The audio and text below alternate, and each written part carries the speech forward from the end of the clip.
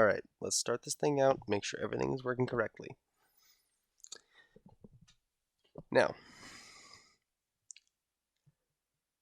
welcome to Hardening a WLAN System, an overview of WLAN architecture, vulnerabilities, and system hardening.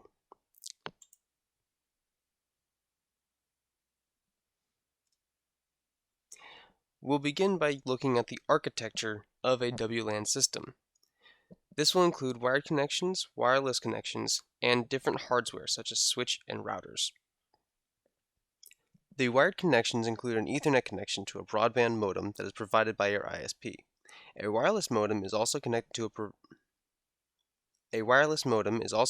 to provide an access point for all devices. However, most devices can also be connected to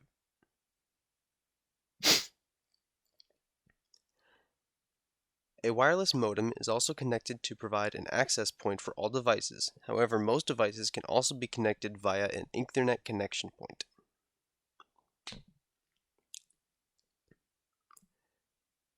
A wireless modem is also connected to provide an access point for all devices. However, most devices can also be connected. A wireless modem is also connected to provide an access point for all devices. However, most devices can also be connected via an Ethernet connection. Wireless connections include all devices such as laptops, tablets, phones that are connected to the wireless router. Wireless connections include all devices such as laptops, tablets, and phones that are connected to the wireless router, which brings us to the hardware. Hardware includes a wireless router and oftentimes a switch, although this setup is not usually done in home environments, but it is practiced amongst business environments. A switch allows for a direct wired connection to all systems within its architecture with an access point reserved for the wireless router to allow a wireless access point. In this diagram, the setup is such to allow the wireless connections access to all aspects of the system. However, using an alternative setup called peer-to-peer, the wireless connections could be channeled into a single system and then vetted through that system instead of the switch. Now that we know the system, let's look at the current situation. Now that we understand the architecture, let's look at the current security measures. Now that we understand the architecture, let's look at the current security measures.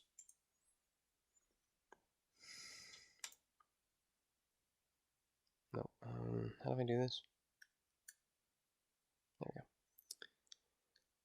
Now that we understand the architecture, let's look at the current security measures.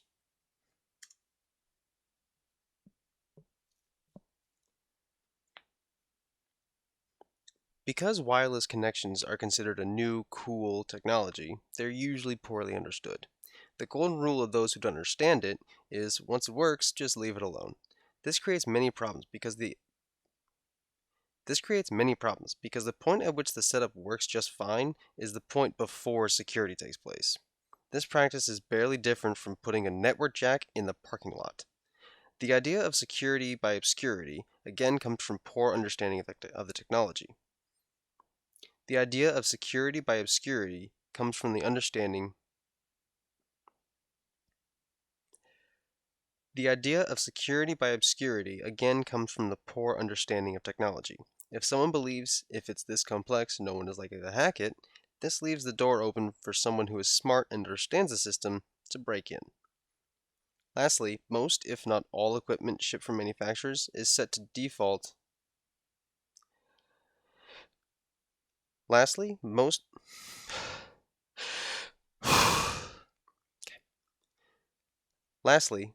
if not all, equipment shipped from manufacturers is set to the most vulnerable setting by default. This makes it easy for the system to be set up, but also ensures that if steps are not taken afterwards, the entire system is left open and vulnerable. So, what threats should we be worried about? Wireless connections allow for a broad range of access points. It could be upstairs, in the basement, across the street, anywhere. They can also be stationary or mobile within that range. Isolation is difficult because once you've established that there is an attack, how do you contain it? It's already inside your network and cannot be disconnected because there's no hardware connection. It cannot be contained without removing the wireless access point from the equation, but you still need that to keep your business running. Another problem with having a system that uses radio waves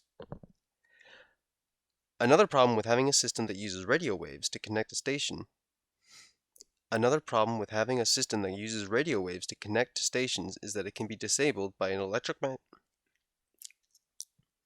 Another problem with having a system that uses radio waves to connect to a station is that it can be disabled by an electromagnetic jammer. Even for more even more unfortunate that a quick Google It's even more unfortunate that a quick Google search pulls up two different options and both less than $100. So now that we've established what network you're using, what security looks like currently, and what threats we face, we can now move on to setting up some real security. Now that we've established what network we're using, what security looks like currently, and what Now that we've established what network we're using, what security looks like currently, and what threats we face, we can now move on to setting up some real security. The first version of a security standard for the wireless connection was the WEP, or Wireless Encryption Protocol. It used a secret key that encrypted data at the link layer, though there was a problem when it was discovered that the size of the key had no impact on the security of the connection and that the key could be discovered by analyzing packets sent from the network. However, it's still practical to do this.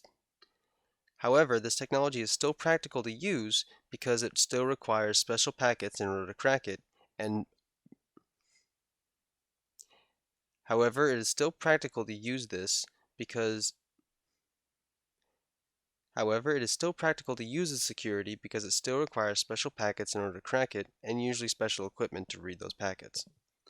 But we have since then upgraded to WPA, or Wi-Fi Protected Access. This technology includes two improvements over WEP. First, it has improved data encryption through the Temporal Key Integrity Protocol, or TKIP. This scrambles the keys using a hashing algorithm and ensures the keys haven't been tampered with. Second is a user authentication through the Extensible Authentication Protocol, or EAP. It uses a more secure public key encryption system than WEP to ensure that only authorized network users can access the network. Moving on to the basics of security,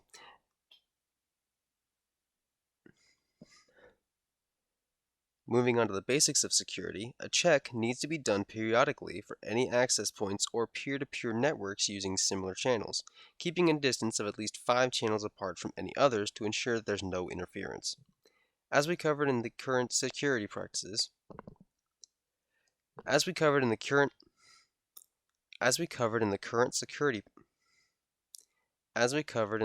security practices, default settings can be the death of a network, so change them. Default information for all 802.11 vendors is widely variable. Default information for all 802.11 vendors is widely available over the internet, so if the settings are not changed, it is fairly certain someone knows them. Simply go through these settings and change the default to something more original, like the passwords and the channels. Now for the more difficult part, advanced measures. The basics work well enough for a home setup, but for a business that needs higher security protections, these practices will... Now for the more difficult part, advanced measures. Now for the more difficult part, advanced measures. The basics work well enough for a home setup, but a business that needs higher security protection, these practices... Now for the more difficult part, advanced measures. The basics work well enough for a home setup, but for a business that needs higher security protection, these practices will help achieve that goal. The first step is to put your access point in front of a firewall. This will allow others to connect to the network, but if they do not have the key to the firewall, they can go no further, effectively isolating all of the important aspects of your network. The second step is to restrict the beacons. The second step is to restrict the beacons feature of your access point. This feature allows the devices to see other... The second step is to restrict the beacons feature of your access point. This feature allows devices to see their availability and the configuration parameters they support. This feature allows the devices to see the network availability. Yeah. This feature allows other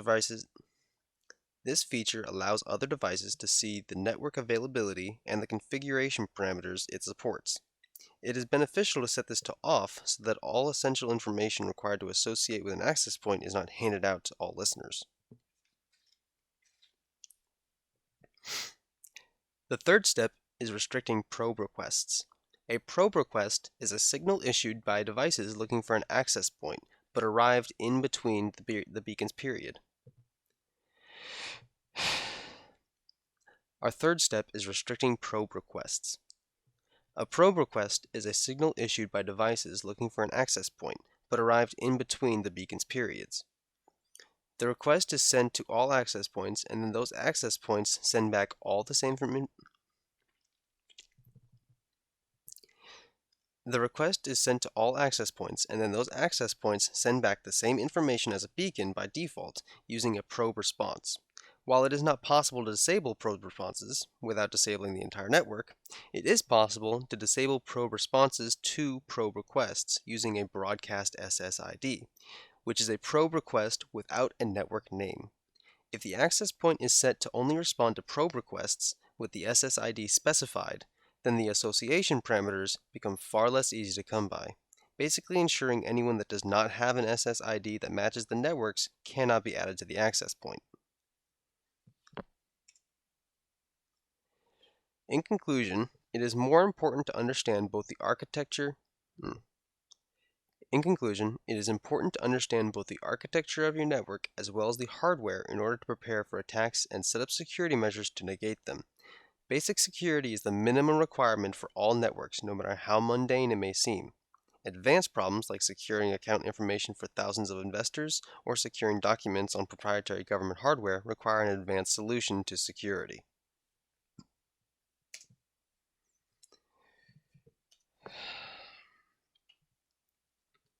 And pen and